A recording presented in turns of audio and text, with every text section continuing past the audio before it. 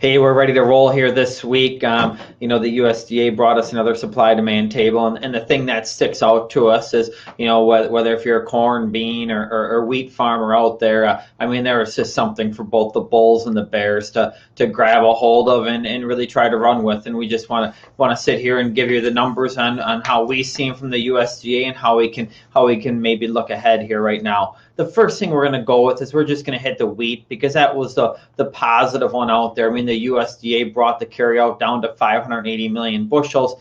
And what we need to realize is we're lowering our carryout basically the lowest level in 15 years here in the U.S. That's a positive influence on wheat, okay? And where the leader really recently has been is hard red winter wheat, is that carryout dropped 36 million bushels from that September report. And so what we saw is a weak link in the wheat complex 3-4 months ago in KC wheat. Since we fed a bunch of the wheat, we brought that ending carryout level down in here right now, and with world prices rallying, KC wheat had a little catching up to do. Then you get it on a global perspective, and we had the world wheat carryout drop down to 277 million metric ton, basically about a 5-year low in here. So, on a world exporter standpoint, the wheat carryout levels have dropped down. If we have a bull leader in here, it should be wheat. Now the question is this bullishness priced in? With Minneapolis wheat pushing above 950 today, you got KC wheat and Chicago wheat were a little bit stronger, but on KC wheat struggling to make new contract highs. Where we struggle with wheat, we acknowledge the bullish fundamentals, but how much of this bullishness is already priced into the market? We think that's the big question on the wheat side of it. We just want to look at a chart here quick on KC wheat, and we just have highlighted in here in that blue line going across at $10 on wheat. And you see back to 2007, 2008 when we had that major push up. We think KC wheat right now is at kind of a crossroads in the $7.50 to $8 range. Okay, we're at a level right now where it has to accelerate, or we could end up putting in a little more of a base of a high in here right now and struggle to move up much more. That's the debate in there on the wheat side of it. We think KC wheat is probably the one to watch. When we get over to the corn side of it, you got to lean this report a little more to the bearish side of it, as the yield jumped up, from 176.3 up to 176.5, and then the U.S. carryout jumped to 1.5 billion bushels, up about 100 million from the last report, but up a little more than 250 million from a year ago. The bears in the market are quick to point towards world ending carryout levels jumping up to 301 or over 301 million metric ton. That's up nearly 12 million metric ton from last year, or a little more than 450 million bushels.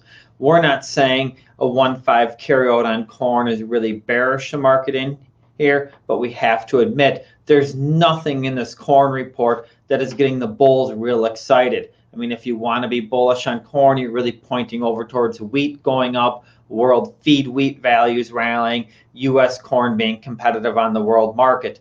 Again, that's not bearish on corn, but it's not a bullish spark either. So that's a little bit of concern over on the corn market. When we're just going to step back here on a monthly corn chart, we know this is a big look, but we have that red line going across at $5 in here right now. And as you can see, that was major resistance, $4.50 to $5. You're going to have to put that in there as an area of support. If corn wants to push back towards a $5.50 or $5.75 range, it's going to need wheat to lead us on a rally. To get a move much higher from there, we probably have to have weather issues in South America. When I get over to the soybean side of it, just like wheat was really bullish, you got beans. This is just a negative report no matter how you want to slice it. The yield jumped to more than expected, up to 51.5 bushels an acre from 50.6 in September. U.S. carryout is above 300 million bushels, and world carryout is pushed near 105 million metric ton, which is the second largest on record. On the bear side, you've got a slower export pace. On the bull side, you want to point towards some minor oil seeds, whether if you're looking at palm oil or sunflower or canola oil, that can be the bullish side of it. The wild card is coming out in South American weather. When we look at a bean chart in here, and what bothers us on soybeans is right now we're at $12. That's near that 2016 peak. But when you look at the world carryout levels being so large, and the U.S. carryout growing, it argues for more of a weaker price trend in this market. That is a big concern. If we break below this $12, we see that support on the daily chart on November soybeans at 11.55. That's a retracement from the contract low to the contract high. If we break below there, that next downside target will be 10.50.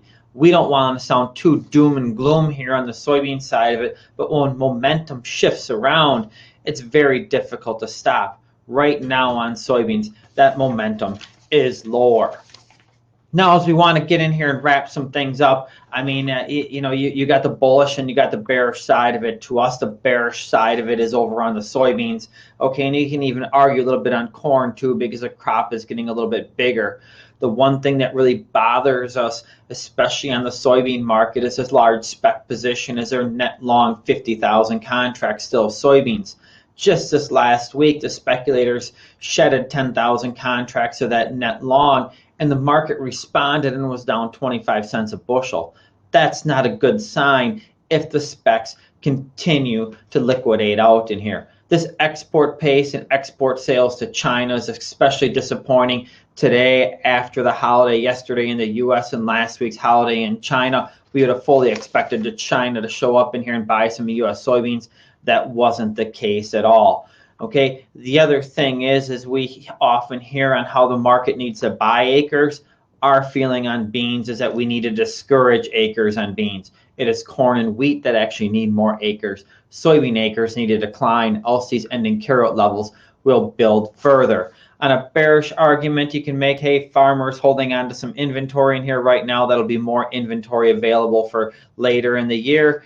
And then we got weather in South America. Right now, Brazil's 10% planted. That's ahead of last year's pace of 3% and in line with the 5-year average as they have favorable weather conditions. Again, when you start looking at the bearish aspect in the market, it really gets centered on soybeans, and you can kind of add corn into that a little bit, that little bit to that mix as well.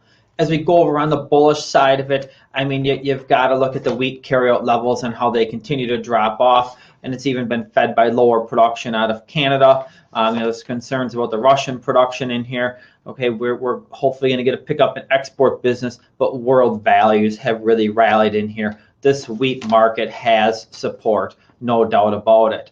The other things you should focus on a bullish aspect is inflation. If we're going to rally commodities and it's going to be an inflation push in here right now, energies can lead us up.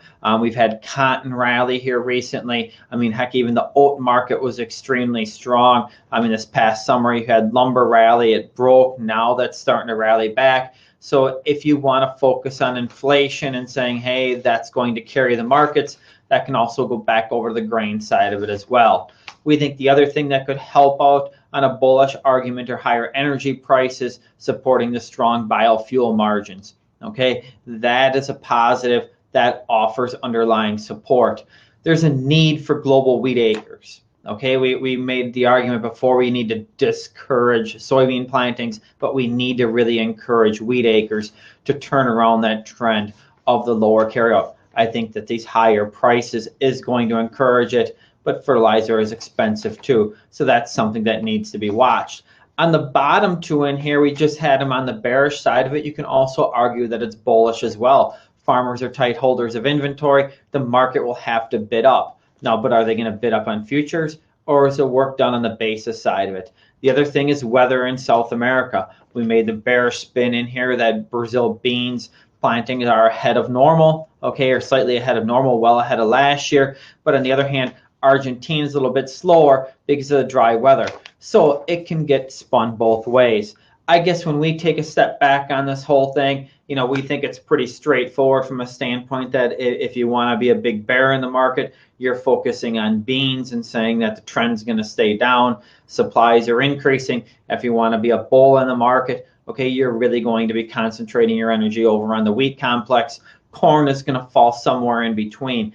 I guess the thing that sticks out over the last week or so on the corn side of it is that we had energy prices move up, but yet the corn market struggled. that is a little bit of concern there if we want to be positive on corn, from an inflation standpoint. Again, if you have any questions, feel free to drop us an email or give us a call on here. Go to our YouTube page and like our video. Again, anything you would like to see on an upcoming webinar, let us know. Thanks for your time.